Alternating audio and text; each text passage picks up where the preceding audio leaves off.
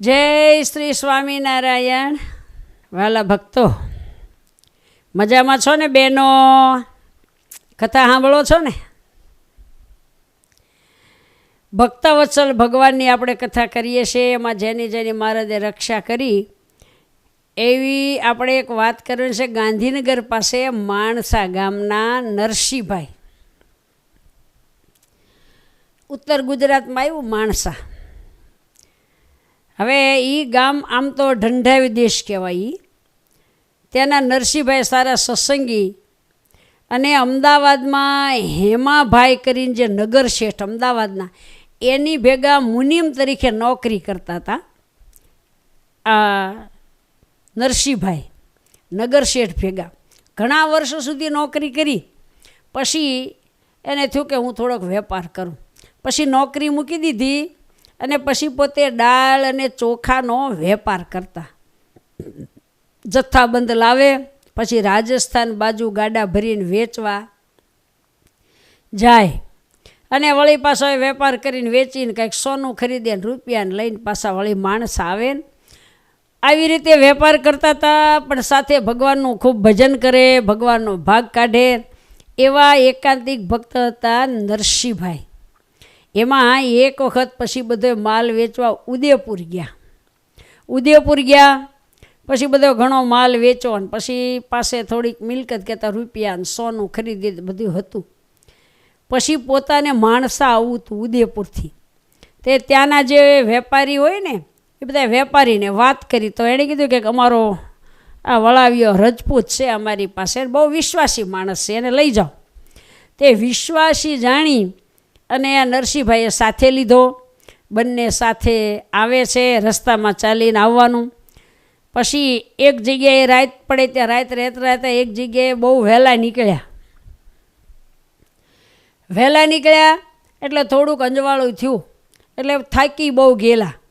પછી કીધું કે કંઈક પાણી આવે તો હવે નાહી ધોઈને પૂજા પાઠ થાય. એમાં એક વાવ આવી, ગામને સીમાડે દૂર વાવ. એ વાવ આવી એટલે કીધું કે હવે આપણે વાવમાં ઉતરી. વાવમાં ઉતર્યા નરસિંહભાઈ. પછી નાહી ધોઈ પછી ત્યાં પગથિયા એના એવા હતા, ત્યાં પૂજા કરવા બેઠા. પૂજા કર્યા પછી જળ ગાળી ઠાકોરજીને ધરાવીને જળ પીધું. હવે આ ત્યાં ભગવાનની પૂજા કરે છે, પણ એની સાથે જે માણસ હતો ને વળાવિયા તરીકે લાવેલા, એના મનમાં એમ થયું કે અહીંયા કોઈ માણસ હારે નથી. અને આ નરસિંહભાઈની પાસે ઘણા રૂપિયાનું સોનું છે, અહીંયા મારીને દાટી દઉં, કોને ખબર પડે, પછી બધું હું લઈ જાઉં.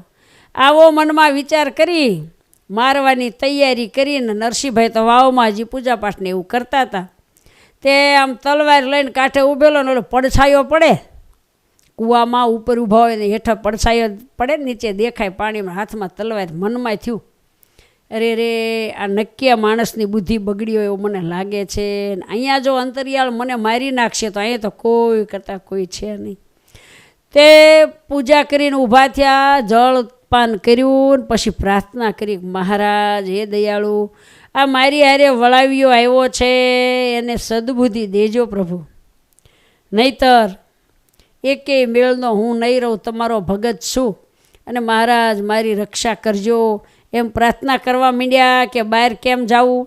ત્યાં મહારાજ વાવમાં પ્રગટ થયા હોય. એની આર્તનાદની પ્રાર્થનાથી કે નરસિંહભાઈ બીશો નહીં, અમે તમારી સાથે છીએ. એમ કહીને મહારાજ અદૃશ્ય થઈ ગયા. આંખી વીંચી જાઓ. તે નરસિંહભાઈ તો આંખી વીંચીને બેસી ગયા. ખોલી નાખો. આંખ્યું ખોલી નાખી. ત્યાં માણસા ગામને પાદર. કેવા દયાળુ ભગવાન છે. ઠેઠ ન્યાયથી મૂકી દીધા માણસા ગામને પાદર. માલ સામાન હોતા ઓઈલો માણસ તો એને વાટ જ જોવે કે હમણાં વાવની બહાર આવે. આવી રીતે એ માણસ તો વાટ જોવે છે. અને નરસિંહભાઈને તો મહારાજે બારા લઈ લીધા.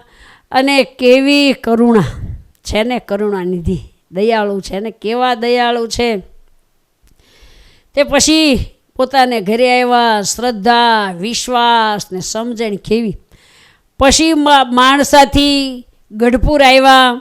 મહારાજના દર્શન કર્યા અને મહારાજને બધી વાત કરી. મહારાજ કે નરસિંહભાઈ તમારી રક્ષા કરવા માટે અમે જ આવ્યા હતા, નહીંતર ઓલો તમારો હોળાવ્યો રક્ષણ કરનારો હારે લાવ્યા હતા ને એ જ તમારું ભક્ષણ કરી જાત.